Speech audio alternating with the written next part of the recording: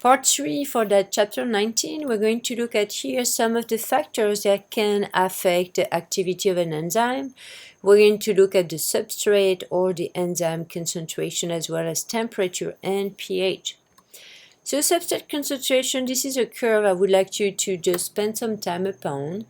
As the substrate concentration continues to increase, the increase in the rate levels of as more and more active sites that are occupied. So what it means here, look at the x-axis, the bottom line, substrate concentration, which is increasing, and then on the y-axis, the one that goes on the left side going up, is the reaction rate. So the rate increases directly with the substrate concentration, then it approaches a maximum and you reach a constant reaction rate depending on how many enzymes you have available.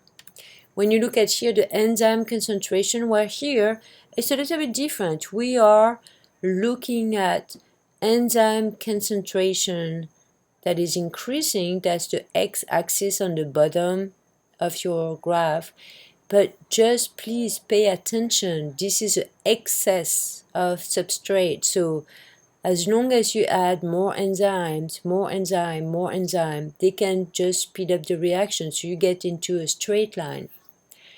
Little bit different when you look at temperature or when you look at pH, both of them go back and forth. There is a maximum rate. That maximum rate has to do with something we just went over talking about protein. Well, remember, enzymes are made of protein. So if you go to too low temperature, too low pH, too high temperature, or too high pH, you will be denaturing the protein, which are the one building up the enzyme, so they can't function as well. So you do reach a maximum rate.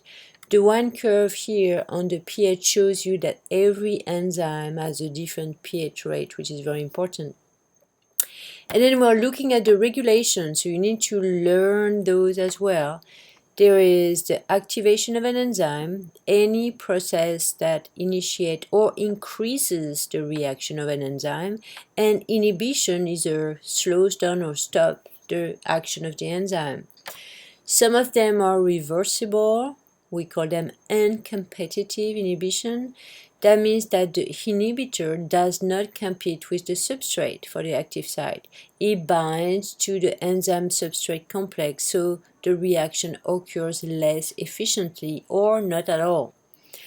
Reversible type of competitive inhibition, where they can bind reversibly to an active site, and those are non-covalent interaction, but most of the time undergoes no reaction and preventing the substrate to be able to go lock and fit itself into the active site. Those are examples: no inhibition, the top curve, competitive inhibition, and uncompetitive inhibition. Just double check and understand that curve.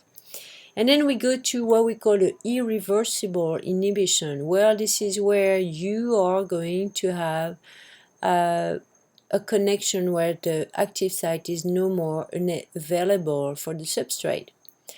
Many of them are poison, and their ability to completely shut down the active site will make them just irreversible, such as heavy metal ions, mercury, lead, and many of the ones that we use to kill bugs and pests. Also need to look at enzyme regulation, allosteric control, and feedback inhibition. Allosteric control means that you have here an interaction in which the binding of a regulator at one site of the protein affects the protein's ability to bind another molecule at a different site. Allosteric means it doesn't control right away the active site. Know some example right there. Allosteric control can be either positive or negative.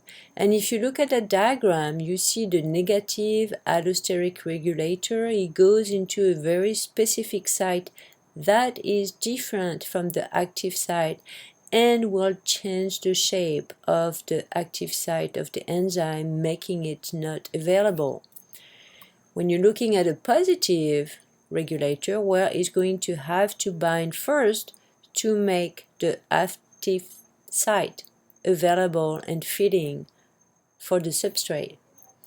Other type of feedback control, regulation of enzyme activity by the product of a reaction later in a pathway.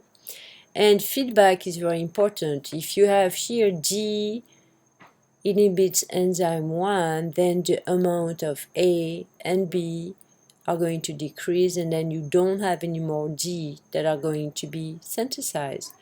When you do need more D, then enzyme 1 will no longer be inhibited. And finally, I want to introduce zymosin.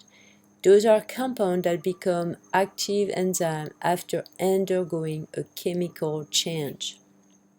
That's the end of that third part.